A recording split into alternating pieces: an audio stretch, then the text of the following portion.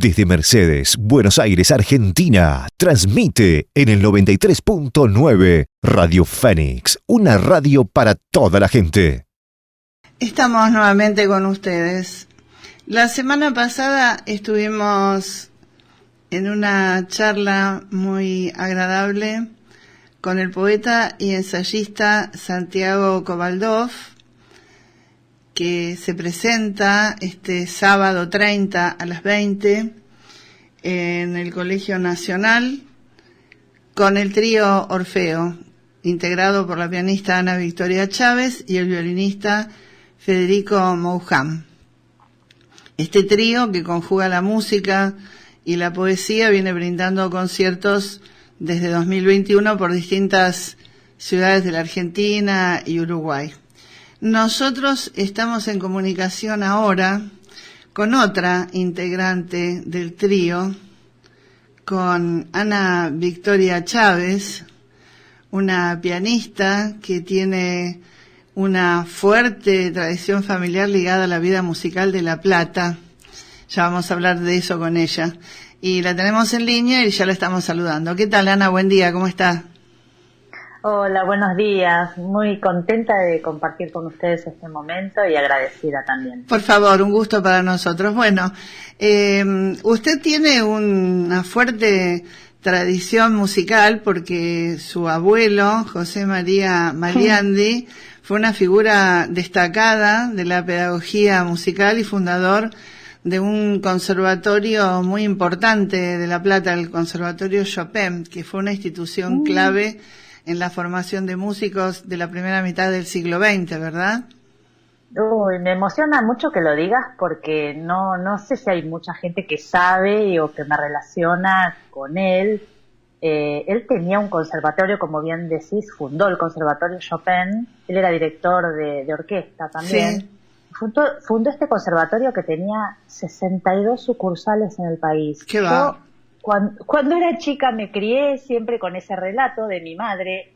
Mi abuela fue la heredera de todo eso, que fue la que me inculcó a mí la música, pero ella falleció antes de que yo empezara profesionalmente con la música. O sea, ella me regaló la música, los primeros pasos los hice de la mano de ella, pero luego, bueno, ella falleció y yo continué con el apoyo de mi madre. Pero mi mamá siempre me decía de esto del conservatorio, yo no alcanzaba a dimensionar lo que fue eso, porque tener 60 sucursales o 62... Impresionante, y además es como una cantidad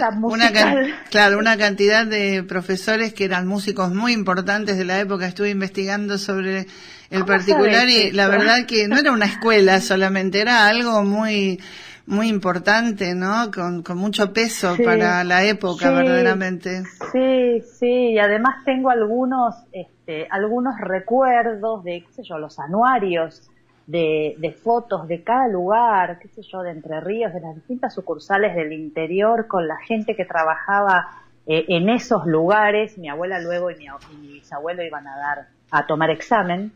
O sea, era como una especie de franquicia, pero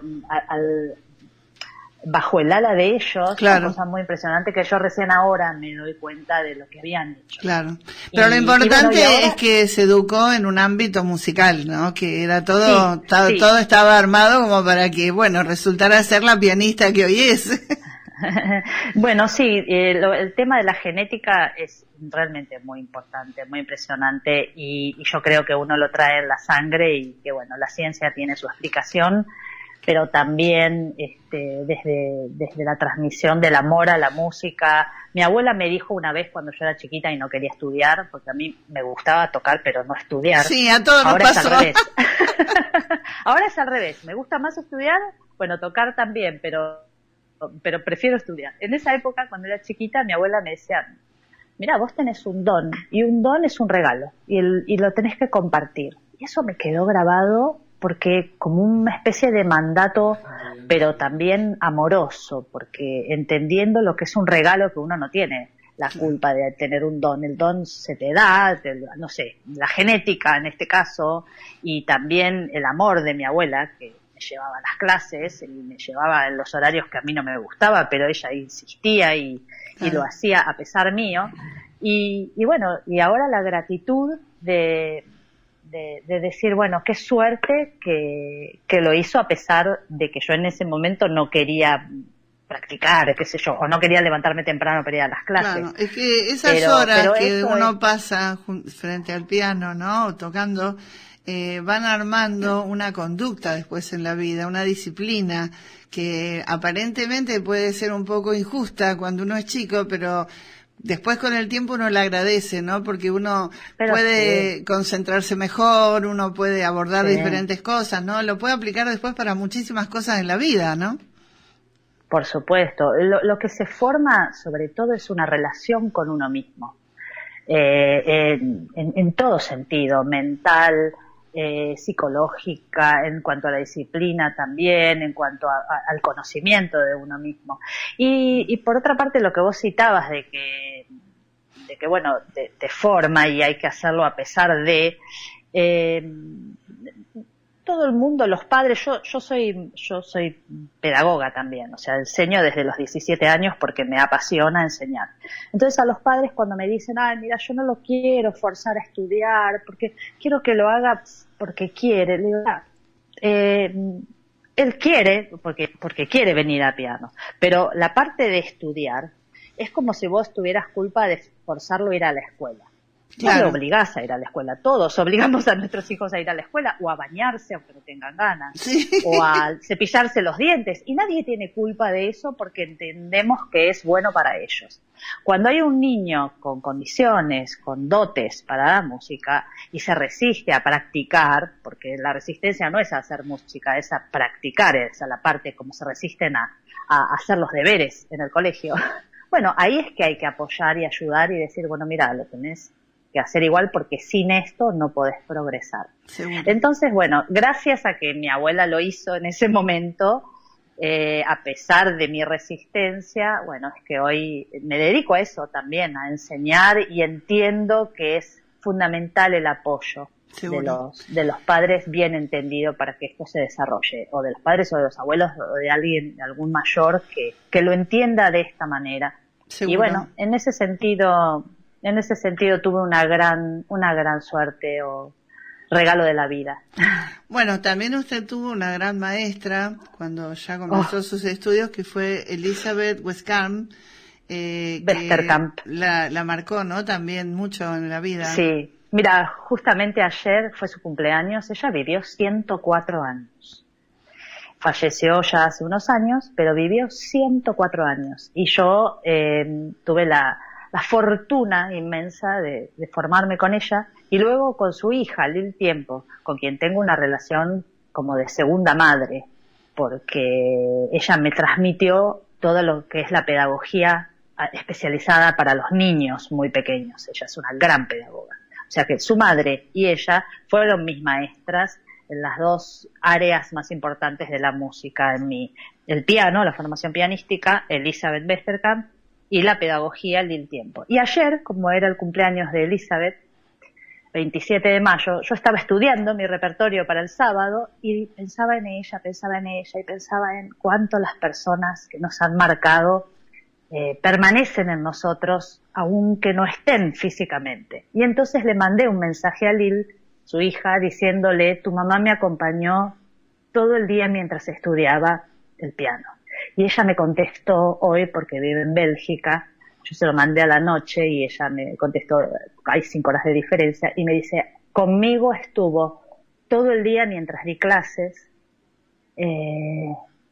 y bueno, y algunas otras cosas más sentimentales. Pero claro, quiero decir con esto, cómo una persona, más allá de su presencia física, deja un legado y una impronta en el corazón y en la vida de las personas tan fuerte que puede ser determinante, ¿no? Así como mi abuela, mi bisabuelo, bueno, Elizabeth y Lil, que está viva. Es que hay maestros que a uno lo marcan para toda la vida, ¿no? Yo muchas veces que hablo con mi esposo, yo estudié letras, ¿no? También estudié música, pero bueno, realmente la carrera de letras fue otra carrera importante. Y muchas veces le digo a mi marido, fulano de tal o fulana de tal decían esos dichos, ¿no? De los profesores. Mi marido a veces debe estar cansado, ¿no? De escucharme, pero muchas veces vienen hacia uno, ¿no? Y yo digo, qué maravilla, qué fortuna tan grande haber tenido semejantes personas que a uno lo modificaron para siempre, ¿no? Porque hay un antes y un después de haber tenido determinados profesores en la vida y haberlos podido seguir viendo después de recibirse y seguir conversando con ellos y seguir tomando sus consejos y porque escucharlos era realmente aprender siempre, ¿no? Aunque estuviéramos en una conversación trivial, por ejemplo, pero no, siempre ellos transmitían ese algo que a uno lo modificó por suerte, ¿no? Entonces yo digo, qué gran fortuna es haberse formado con ese tipo de profesores, porque es algo fantástico, ¿no?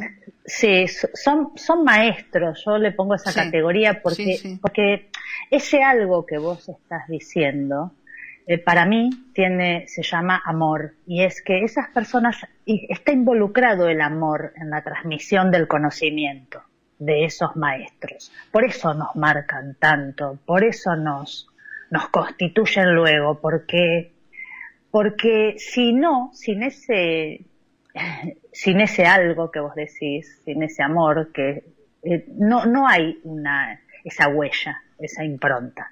O sea, eso es lo que para mí queda en uno como marca, mezclado con el conocimiento, ¿no es cierto? Es esa mezcla de amor y conocimiento, de entrega de quien sabe a quien se está formando. Por eso para mí es tan fuerte en determinadas relaciones, y por eso yo digo que Elizabeth fue mi madre musical y que Lil es mi madre pedagógica, porque son personas que toda la vida me acompañaron y me sigue acompañando Lil también como una madre a la distancia, madre musical. Ahora de esta manera, cada vez que viene a la Argentina, bueno, nos vemos pero estamos en contacto permanente. Claro. Y bueno, y es eso, es el cariño, es la música, es el conocimiento y es compartir lo que uno sabe con quien quiere y compartir lo que uno es también. Por eso es tan fuerte. Seguro. Bueno, y ahora por eso yo no, perdóname, sí. Te voy a decir algo, por eso yo no tengo miedo de la inteligencia artificial, porque no va a ser posible esto. Digamos, hay toda una preocupación con algunas personas en cuanto a que nos van a quitar como trabajo. No, esto es imposible que ocurra con algo artificial, porque esto es constituyente de nuestra el tema humanidad. El peligro es que muchos chicos no habrán tenido la fortuna de tener a ese tipo de profesores y no han tenido a lo mejor esa relación. Entonces, el peligro está en que de pronto se pueden relacionar con una máquina que es algo más frío, más impersonal, ¿no? Pero bueno, nosotros tuvimos esa suerte y creo que uno, dentro de lo que puede, cuando tiene un alumno o cuando tiene alguien con quien hablar, se lo sigue transmitiendo, ¿no? Que eso es me parece lo bueno. Eso no va a morir, Seguro. Bueno, y hablando ahora del trío, yo estoy hablando con el maestro Kovatlov mucho. Sí, la escuché, la entrevista hermosa. Y él me comentó muchas veces que usted había sido un poco la artífice, ¿no? De empezar con este tipo de cosas por todo lo que usted conoce de música, por las sugerencias que hacía con determinados poemas y determinadas músicas. ¿Cómo fue ese proceso para que usted, en cierta forma, armara o sugiriera algunos temas musicales con determinadas obras poéticas? En realidad, yo no sé si fui el artífice, porque me parece que él fue el generador de todo esto con su idea, con su propuesta. Yo al principio me resistía, porque la poesía me parece tan ella misma, y la música también, que la idea de juntarlas a la vez, al principio me parecía que podían o competir o interferirse. Claro. Sobre todo porque en mi caso, si yo estoy escuchando un texto y hay música de fondo, en general los músicos, la oreja nos lleva hacia la música. Entonces yo me ponía en ese lugar y decía, no, mira, no sé si... Más. Y como estábamos en pandemia y había la libertad total en cuanto al tiempo, dije, bueno, vos mandame los textos que vos quieras. Yo decía, ¿cómo me voy a negar a semejante propuesta? Pero bueno, tenía yo esta resistencia. Entonces él me mandaba los textos grabados y yo empecé a tocar arriba, buscando no poner una música de fondo, sino un correlato. Es decir, que lo que estuviera diciendo el poema o el texto tuviera un correlato musical. Claro. Es decir, que los que colores, la palabra se uniera con el sonido, con la música. Claro, como si fuera música de cámara, ¿viste? Claro. Un lied de Schubert, de Schumann, ahí eso fue concebido a partir de un texto, pero el compositor compuso la música para ese texto. Bueno, yo intenté buscar música ya escrita que combinara con el color del poema, con la intensidad, con la emoción de ese poema, y que fuera un equivalente musical. Y me empecé a dar cuenta que era posible. Y bueno, como tenía la libertad total, porque él me dio la libertad total, me sorprendí de la riqueza que podía salir de eso, de hacer música de cámara, es decir, texto y música, pero ya cosas escritas que había que machear, que había que maridar, como dijo alguien en una entrevista que nos hizo, que me pareció genial la palabra. Había que maridar ese poema o ese texto con tal pieza musical. Y bueno, y ahí tuvimos varios hallazgos, me di cuenta de que me fascinó el trabajo, y bueno, y ahí empezamos. Y bueno, y por eso me parece que el título del trío es más que adecuado, ¿no? Porque sí, al hablar de Orfeo estamos hablando de esa mixtura, ¿no? Que hay entre poesía recitada y música, porque no es solamente el poema, sino que hay como una especie de zona intermedia donde ambas se van potenciando, se van imbricando, ¿no? Y entonces me parece que hay una tercera cosa que aparece, muy bien lo entendiste. Está la música, está la poesía, y hay una tercera obra que es la combinación de esas dos. Claro. Sí.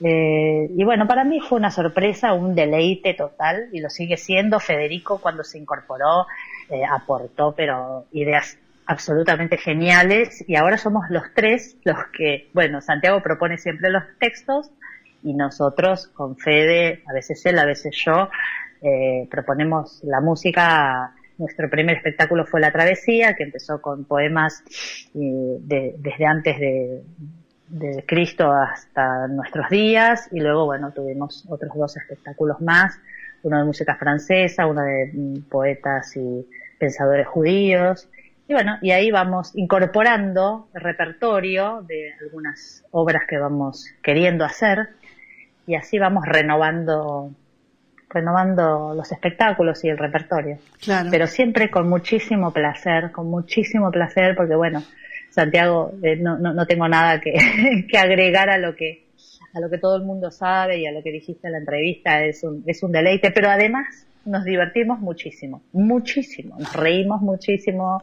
Hay una dinámica muy, muy linda, de mucha inteligencia, mucho respeto y mucho humor también. Así que se nota que él tiene un buen sentido del humor, se nota cuando uno habla con él. Como toda persona. Federico también. Sí. Bueno, con Federico estuve hablando cuando vino con el trío, así que hablé la otra semana con él, así que bueno, quería que la gente escuchara a Ana, que es la pianista, que toca muy, muy bien, me encanta, porque he estado buceando por YouTube y he estado encontrando cosas.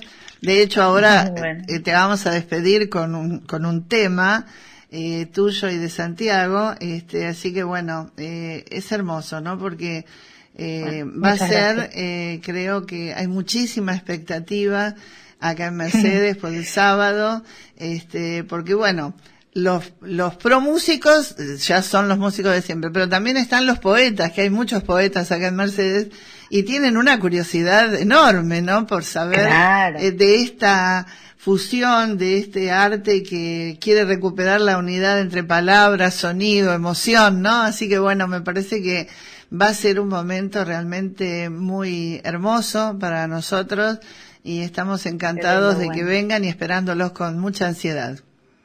Bueno, muchísimas gracias. Nosotros también, yo no conozco, Fede ha tocado varias veces ahí, pero yo sé que es un lugar hermoso, que tienen un piano divino, nuevo, y que hay un grupo de gente muy amante del arte que sostiene de manera impecable todo eso y que hace posible esto. Así que yo también tengo muchísimas ganas de ir y te agradezco muy especialmente que me hayas traído a mi bisabuelo y a mi abuela y todo ese legado familiar, porque la verdad es que no mucha gente lo sabe y me emocionó muchísimo. Así que te agradezco especialmente que hayas investigado eso. Sí, a mí siempre me gusta investigar sobre la gente a la que voy a entrevistar. Y como dato, y esto es absolutamente orgullo mercedino, te voy a contar que en una ocasión llegó acá una vez más el maestro Ralph Botapek.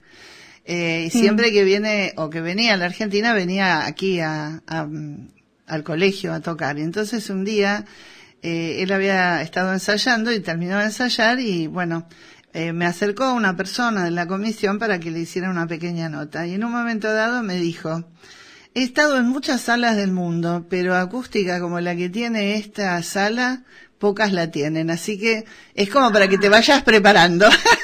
Mirá, qué bueno, ese dato no lo tenía, qué bueno. Y lo dijo alguien que entiende, ¿no? Sí, por supuesto, seguro. Por supuesto. Bueno, Ana, un gusto enorme haber hablado contigo, te mando igualmente un beso grande y los esperamos con mucho gusto el próximo sábado, que sigas muy bien. Nosotros también estaremos felices de estar allí, un beso grande. Bueno, estuvo con nosotros Ana Victoria Chávez, pianista de renombre internacional, que es nuestra y vive en La Plata.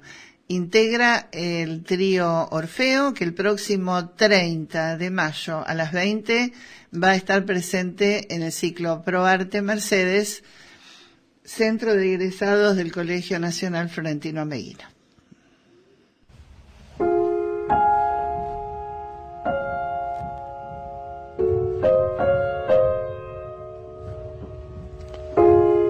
Antes que el sueño o el terror tejiera mitologías y cosmogonías, antes que el tiempo se acuñara en días, el mar, el siempre mar, ya estaba y era. ¿Quién es el mar? ¿Quién es aquel violento y antiguo ser que roe los pilares de la tierra y es uno y muchos mares y abismo y resplandor y azar y viento? Quien lo mira lo ve por vez primera siempre, con el asombro que las cosas elementales dejan, las hermosas tardes, la luna, el fuego de una hoguera. ¿Quién es el mar? ¿Quién soy? Lo sabré el día ulterior que sucede a la agonía.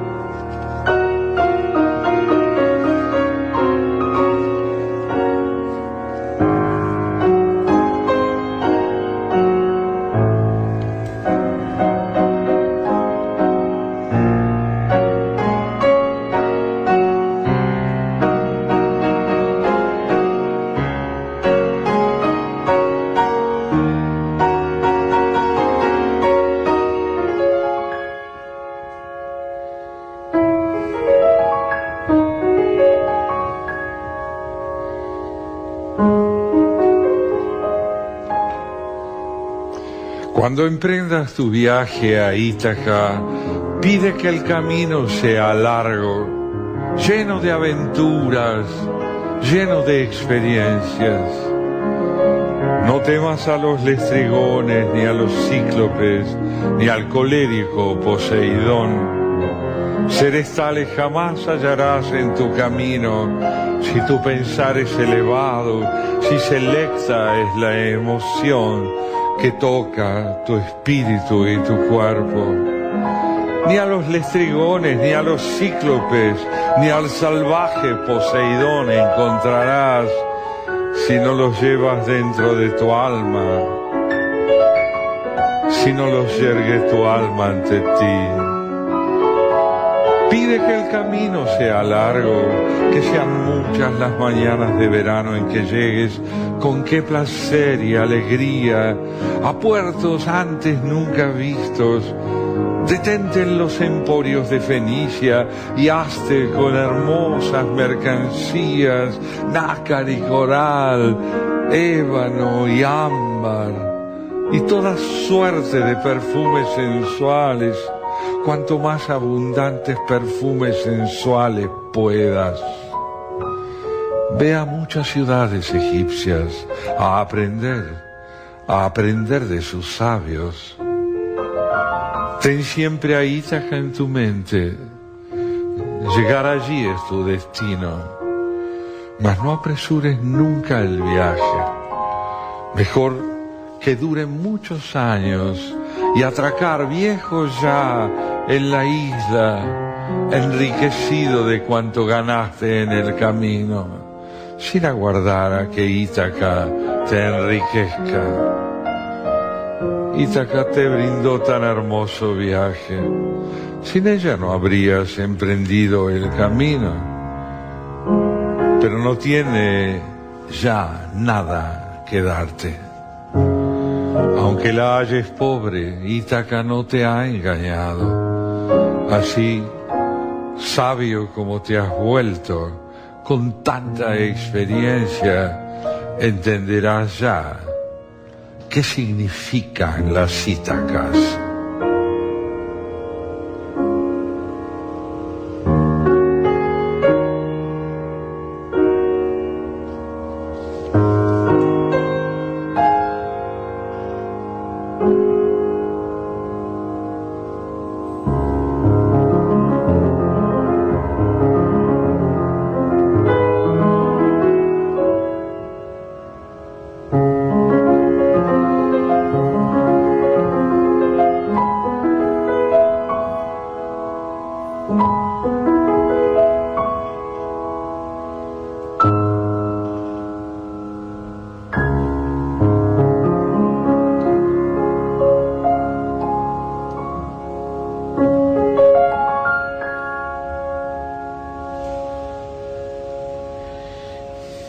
Desde Mercedes, Buenos Aires, Argentina, transmite en el 93.9 Radio Fénix, una radio para toda la gente.